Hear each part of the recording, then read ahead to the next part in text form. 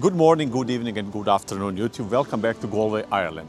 9 days ago we had a storm here and unfortunately we feel like we have to talk about it. Why, you ask? Well, because as I said, it was 9 days ago and some people still have no electricity and no water. So why is that? How that's even possible in a developed country, which Ireland certainly is. We're gonna have a small discussion today with, of course, one and only Ginger Lady, who will be talking and commenting on the response of the Irish government to this, I don't know, can we call it a disaster? Let's just call it a storm. Did they prepare enough for the storm? Was the response to the storm good enough after it was gone?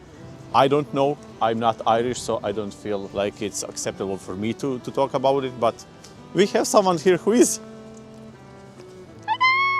I've been behind the scenes here, so all that filming was me. And I'm telling you guys, it is not easy. But yeah, we have a full day, not a full day, we have a great video with all the storm news and all that has happened within the 9 days. So we're very excited, but equally kind of sad to share all that information. But let's go guys, continue with the video. Sadly, there was so much destruction here. We had an awful lot of damage done to the Dark Hedges, which was heartbreaking for me. The Dark Hedges is that beautiful scene from Game of Thrones or Lord of the Rings. I always get that confused, those two. But the Connacht GAA dome completely gone. And Clifton, Aldi, doesn't have a roof. So needless to say, there was a lot of damage that was totally unexpected. Well, kind of expected, but not as bad as we thought it would be.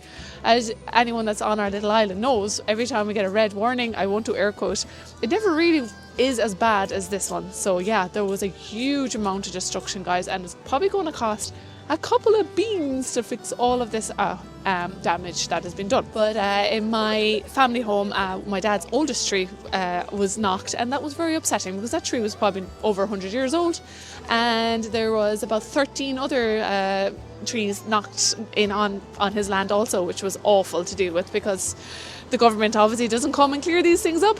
There seems to be a little bit of an issue there, but we're going to touch on that in a few minutes on the government and its action. But yeah, I was very saddened to see all the trees down and everyone's homes destroyed. And what I found great in this whole story is the response from the international community, because there are currently over 3,000 foreigners, technicians, trying to get the Irish electric grid, if I'm not mistaken, back up and running.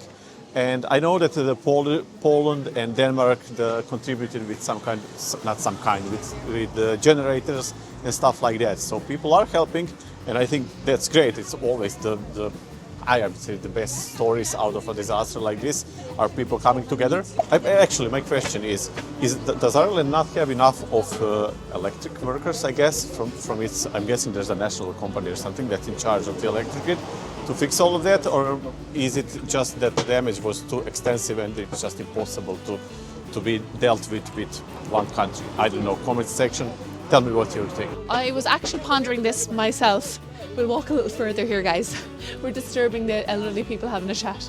I was wondering the same thing about the electricians, why we were stuck in the first place. I assumed that all electricians are able to rectify this whole problem, but actually there's a difference between electricians, sparkies, and linesmen. There's a roaring Corky out the window. That was funny. His fans. Yeah, there's a fine line. There's a distinction between electricians, sparkies, and linesmen.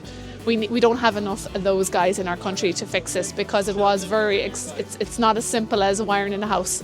Quite complex, so we needed the professionals. It's been so nice seeing all the community coming together during that storm. They were offering free showers for people and to stay in their premises, to charge their phones, and always a welcome cup of tea. So yes, and other people checking in on the elderly and making sure they're okay. And I don't know about other hospitals in the country, but ours kept a lot of patients in the hospital that were due to go home because of the situation of not having electricity and water in their house. So that was obviously the right thing to do. Yeah, but I think that was lovely. It's a good sense of community. But the other side of it, some businesses were not as generous and kind, like they were charging people. I believe it's the Kingfisher. They have a day pass, but they were offering €6 for people to come in to use their shower. Now I understand there's still bills to be paid, you know, it's electricity being used, but there's no water charges, and I wouldn't have killed them to be a little bit more, you know, generous in this situation. But yes, that's a business for you. But for all those businesses like the hotels and maybe like smaller shops and businesses that did give people free teas and coffees and letting them use their showers and stuff, go you guys. I hope there's more of you guys in the country, because it's so important to have people that actually care about others, not about making a few extra euros. So go you. I know a part of Europe we want to make our living more eco, and we want to be more efficient with energy, and I think that's awesome. But here in Ireland, I don't think that works as well as we thought it would be. For example, if you are a bog owner, we were told that you can't cut the bog anymore because it's not good for the environment, and most houses now have their fireplaces removed, and everyone's home is mostly heated using electricity and all that blah blah. But look, with electricity or oil, what's more common in Ireland? I think now they're pushing towards electricity.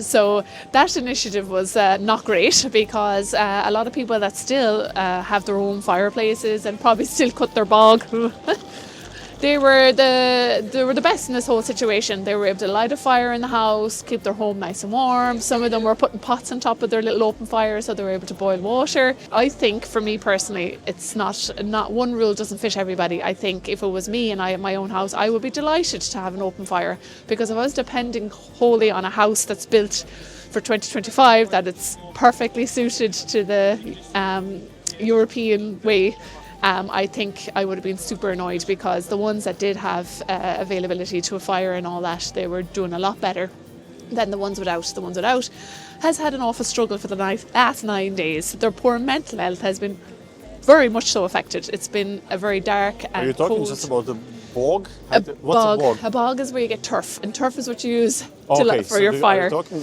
about that specifically, or about fireplaces in general? Can people still have fireplaces and light fires? No. They want all that. They want all that removed. They want everything, like houses heated solely on like electric. So not just turf, fireplaces in general. Well, turf and a fireplace, two different things. Turf is like that's what I'm wood asking. or a fuel, and an open fire is, a fire that you would have in your house. So that's still allowed. No, they want all of that gone. Well, that's shit. I know, this is not all news, but clearly, yeah. So yeah, they don't want people to have fireplaces anymore. All new builds now in Ireland are without a fireplace at all. It's all like radiators, and yes, I probably should explain that better. People probably don't even know what turf is. Will you guys comment below and let us know how much roughly that you guys will have to pay in order to get a roofer, a builder, or a maintenance person, or a gardener to clean up your house and your mess. My wording is awful today, so please excuse my verbal diarrhea. I keep saying viral diarrhea. You're too critical, it's all fine. Yeah, well, I have my moments. But because I would be interested to know. I think it's too soon anyways for us to actually get a cost on that. But if you have, or if you guys are roofers or anything like that, will you let us know? Are you charging people full price? Or are you going to help people out of the goodness of your heart? And comment below and let us know. And if you had any awful stories, let us know also, because we just love when people comment, because we love reading your comments, and we love, we try to reply when we can to the nice ones. And for any awful ones out there, we're not interested. Do not post a nasty comment unless it's positive stuff. For anyone considering, we have a Patreon and we think it's awesome. Plus we have no house and no water, and we need Patreon so that, I'm only joking, we do have all those things. But I think we have a wonderful community on our Patreon. Hi guys, as always. And we post all our videos there before they go on YouTube. We have monthly lives with all our peoples, and we check in with each other on a daily. It only costs the price of coffee, a tea, a Guinness, or a sticky bun, and we would really much appreciate it, because we would like to live off grid. We'd like to be van people or boat people. We're not too sure yet, but what we do know is that we'd like to film and be YouTubers full time, and our work is holding us back. So if you would be interested and you'd like to help us become full time these peoples, check out the link somewhere here, and we will be much appreciated, and we will see any new people on our Patreon list when you join. And that is all I need to say about that. So we're going to carry on with the video. This storm has caused so much depression and anxiety amongst people, and it's quite sad, because nothing worse than when you're actually living in a country that is quite dark, and I don't find it depressing, but it does bother a lot of people's health. So yes, mental health, we try to keep the best side forward, and when people has been in the dark for 9 days without water, it sounds like a punishment or a torture camp. But for going forward, people have now realised that you cannot depend on the house to keep you from not losing your electricity and water, or the government. So they're going to prepare for future emergencies. For example, someone in work is going to get some sort of rainwater harvest thingy, or some thingy for that you can fill up with like 20,000 litres of water before a red warning storm arrives. Another person's going to get a small generator just in case this happens again. And interestingly enough, not a lot of people bought candles and like battery ran torches. Everyone was like, it's okay, I've got the torch on my phone. Little did they know they had to charge the fucking thing, and that was equally an issue. So candles, battery ran torches, little generators, and water thingies for storage. That is the plan going forward. And in regards to the mental health side of it and trying to protect yourself going forward, that is a little bit tricky. You just have to be positive, guys. I know it's been a long 9 days for anyone that is watching this and is in that awful situation. Don't get too sad, don't get too bogged down in it. It will be fine. We'll prepare for the next one, and hopefully we won't ever have a situation like this again, because we have all our European brethren coming to fix our situation for us. But I have another question for anyone there that might be able to comment below. Why not put the lines underground instead of having them above where trees can damage them? Why can we not bury all these wires? Costs more. I don't know, I'm just guessing. Yeah, I think that's a fairly good question. I was just thinking, Probably the cost. well, if it's going to be costly, so what? If it's going to be protect them for future like situations, then why not invest in it? It's like a typical Irish thing. It could be a massive problem, but we put a tiny plaster on it until it starts to weep and pus starts to come out of it, and then it gets them really badly infected, and then we have a huge problem. Now the question that pops out, of course, after all of this is the government. So did the government do enough to prepare for the storm, because we didn't know it's coming? And the second one, of course, did it do enough after the storm? Because, as I said, there are people that still have both no electricity and no water. Go. It's a tough one, because I think that they did not expect this, the government, obviously. And yeah, there wasn't much in preparation for the aftermath of everything that has happened, which is obvious. But I suppose, how can you expect them to have a plan for something that was so extreme? Now, they could have been a more, I guess, not apologetic, or they could I'll have been interrupt you. Yeah, no, go for it. One could argue that they could expect it, because they were announcing it as the strongest storm to hit Ireland in 50 years. So they kind of did know it will be bad. But maybe they were like me and thinking, sure, it'll only be like a breeze, nothing much. Yeah, but that's terrible then, because they're not in a position to allow themselves to take risks or to think like that. Yes. So, and after they didn't really make any comment as such, and I believe that the Dáil is actually on recess. They're on their holidays at the moment, so that wasn't great either. They What should. holidays? The Dáil is they're on holidays. They're Okay. not working I didn't currently. know that. Yeah, and I don't think their timing was great for that one. It didn't look good. But I believe that a lot of our politics were interviewed in regards to everything, and their plan of whatever after all of this, because it wasn't great. But again, I don't know. Comment section people, what do you all think? What's your opinion on how the government dealt with all of this whole thingamajiggy, and what you maybe possibly think they could have done better? The one thing kind of niggled at me was the clearing of the trees off the roads. I had a friend of mine that had to go and cut the tree down and remove it off the road so that they could get to work, which is a bit stupid. Like, where was all the... I don't know, does the army not get involved in these things? Does the guards not get involved in these things? Why was there not a big major clearance in the country? Well, I don't know how it works here in Ireland, but yeah, I can speak for Croatia. When something really, really bad happens, they do involve the army. But again, I'm not Irish, I don't know how it works here, so don't take my word for anything. I'm just telling you how it is in my countries. But yeah, when there's big floods or big storms or with huge amount of damage like this, Everyone they gets send the involved. army out. Yeah, I just don't understand it. Like, it should not be the job of the public to cut down a massive tree on the road. Now, whoever did cut down the tree, they got themselves a nice bit of firewood for the winter, so winning from that So point. if you had to give the government pass or fail, what would it be? Oh, a fail.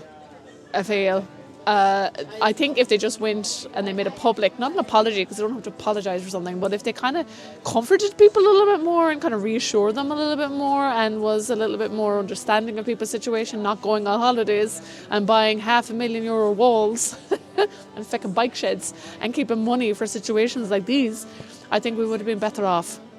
But yes, hate to be hating on anyone. Share it. Let this be the video where people can vent and express their frustration over this whole Éowyn storm thingy, and let's hope to bejesus we won't get hit with it again, because I'm actually considering getting a diesel generator and a frickin' water harvest truck because I'm gone into pure crazy mode. I think the world will end. I didn't hear this yet, but we're not getting any of those. I need a bunker and I need loads of tins beans, so consider our Patron. To clarify some things, neither of these things affected us. We didn't even lose electricity, not for a minute, and we didn't lose water. So No. just to be clear, all of these stories are from people that we know and from people we work with. Yes, and it's not nice. I could not imagine going home after work in the dark from, what time does it get dark at? 5 p.m. here in Ireland? I don't know, it's a bit later now, I think, but yeah. Yes, but we're saying about 5-ish, 5:30, till nearly 8 a.m. the next morning in total darkness. No TV, no entertainment if you haven't charged your phone, Well, no and no internet lights.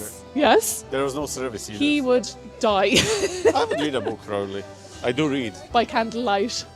Anywho, if you like this, press the like button. If you didn't press the dislike one, if you loved it, press the subscribe button. Check our Patreon, check our socials.